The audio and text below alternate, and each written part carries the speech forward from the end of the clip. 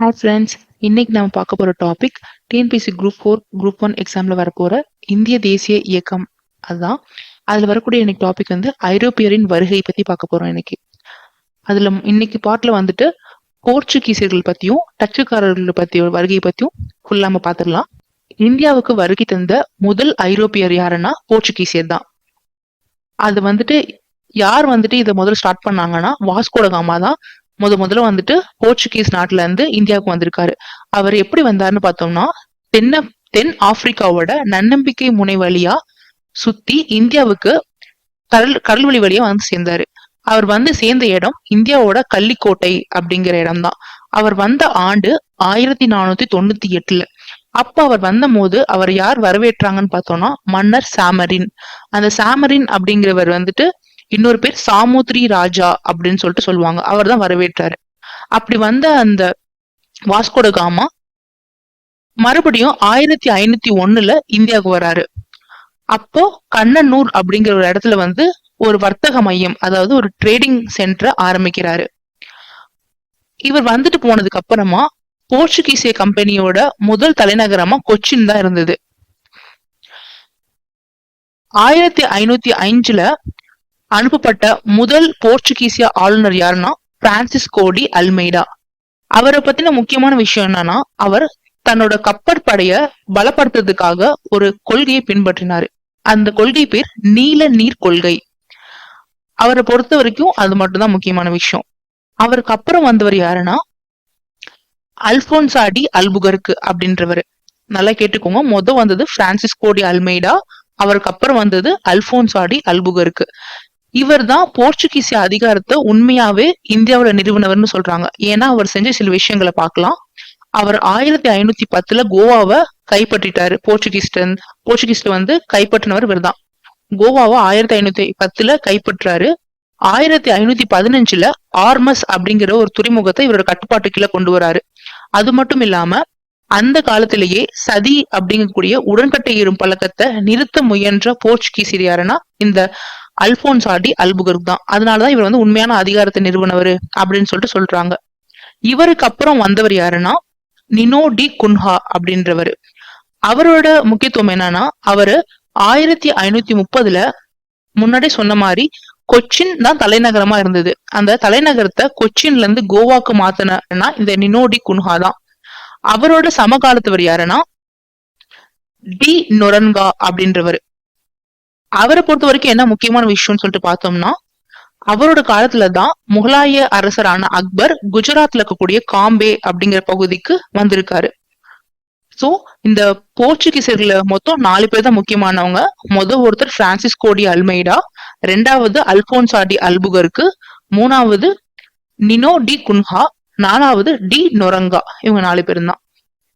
போர்ச்சுகீசியர்கள் வந்தனால இந்தியால என்ன தாக்கம் ஏற்பட்டுச்சு அப்படின்னு பார்த்தோம்னா, இங்க ஐரோப்பியா இந்திய மக்கள் வந்து திருமணம் செஞ்சு வச்சாங்க 2 பேருக்கு நடுவுல. அதனால யுரேஷியா அப்படிங்கக்கூடிய ஒரு புது இனம் உருவாச்சு.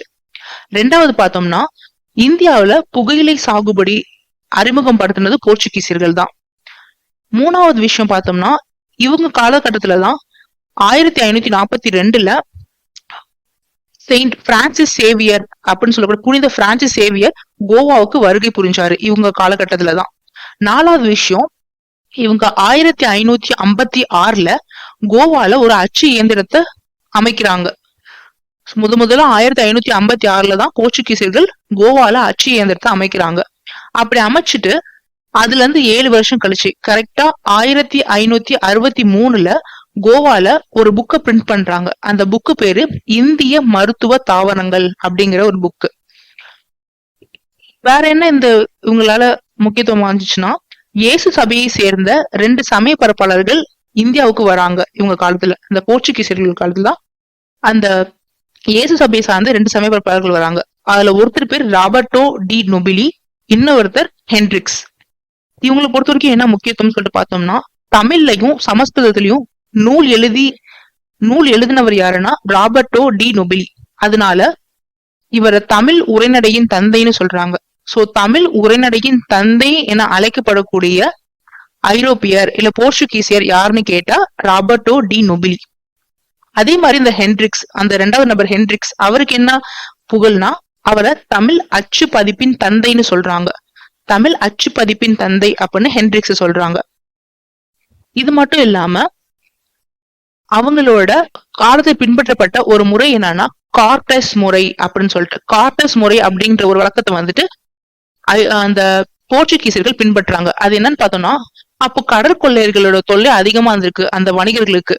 சோ வணிகர்கள் கடல்வழி வியாபாரம் பண்ண போகும்போது அந்த கடல் கொள்ளையர்கள்ட்ட இருந்து பாதுகாப்பு தரும் அப்படின்னு சொல்லிட்டு இந்த போர்ச்சுகீசியர்கள் ஒரு அக்ரிமெண்ட் போட்டிருக்காங்க. அது பேர் தான் கார்டஸ் முறை அப்படின்னு சொல்லிட்டு. இது கட்டாயமா எல்லாருமே இந்த அக்ரிமெண்ட் சைன் பண்ணணும் அப்படின்னு சொல்லிட்டு அவங்க சொல்லியிருந்தாங்க.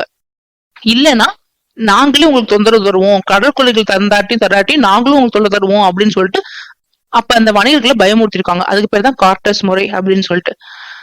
இன்னொரு முக்கியமான விஷயம் பார்த்தோம்னா, போர்ச்சுகீசியர் நம்ம ஊர்ல இருக்க இந்த மயிலாப்பூரை கருப்பர் நகரம் அப்படின்னு சொல்லிட்டு அழைச்சிருக்காங்க. சோ போர்ச்சுகீசியர் கருப்பர் நகரம் அப்படின்னு அழைத்த ஒரு ஊர் எதுனா மயிலாப்பூர். அதே மாதிரி பிரிட்டிஷும் கருப்பர் நகரம்னு ஒரு ஊரை அழைச்சிருக்காங்க. அவங்க கருப்பர் நகரம் அப்படின்னு சொன்ன ஊர் எதுனா ஜார்ஜ் டவுன். இப்போ பார்த்த வரைக்கும் என்னன்னா, போர்ச்சுகீசியர்கள் காலத்துல வந்துட்டு இந்தியாவோட தாக்கம் எப்படி இருந்தது, அவங்க எப்படி வந்தாங்க அப்படின்லாம் பார்த்தோம். இதான் முக்கியமான பாயிண்ட்ஸ். அன்றைய காலகட்டத்துல இந்தியாவும் தமிழகமும் எப்படி இருந்ததுன்னு சொல்லிட்டு பார்த்தோம்னா, அப்போ இந்தியாவை வந்துட்டு அந்த 1600 1650 அந்த வருஷத்துல அந்த செஞ்சுரியில தமிழகத்தை வந்துட்டு ஆட்சி பண்ணவங்க யாருன்னா விஜயநகர பேரரசு. இந்தியாவை ஆட்சி பண்ணது யாருன்னா முகலாய பேரரசு. முகலாய பேரரசின் கீழ் தான் வந்து ஆட்சி இருந்திருக்கு. அப்போ இருந்த ராஜா யாருன்னா அக்பர் தான் இருந்திருக்காரு. அவர் அந்த 1600கள்ல சூரத் நகருக்கு முக்கியத்துவம் கொடுத்திருக்காரு. அது எப்படி தெரிஞ்சுக்கிறோம்னா, அவரு 2 ஆளுநர்களை நியமிச்சிருக்காரு சூரத் நகரத்துக்கு. ஒருத்தர் தபதி நதிக்கரையில இருந்து பாதுகாப்பு பணியில ஈடுபடணும் சூரத் மாநகரத்தை. இன்னொருத்தர் அந்த நகரத்துக்குள்ளார சுங்கவரி நிர்வாகம் அதெல்லாம் பாத்துக்கணும் அப்படின்னு சொல்லிட்டு சொல்லியிருக்காரு. தென்னிந்தியால பார்த்தோம்னா விஜயநகர பேரரசு ஆட்சி நடந்திருக்கு. அவங்க என்ன பண்ணிருக்காங்கன்னா, அப்போ தமிழ்நாட்டை 3 நாயக்க அரசர்களா பிரிச்சிருக்காங்க. 3 நாயக்க அரசு பிரிச்சு 3 நாயக்கர்கள்ட்ட கொடுத்திருக்காங்க. அந்த 3 நாயக்க அரசுகள் என்னன்னு பார்த்தோம்னா மதுரை, தஞ்சை, செஞ்சி அப்படின்னு 3ஆ பிரிச்சிருக்காங்க. இதுதான் போர்ச்சுகீசியர்கள் வருகையும் அதுக்கப்புறம் அன்றைய தமிழகம் மற்றும் இந்தியாவோட நிலைமைன்னு சொல்லிட்டு பார்த்தோம்.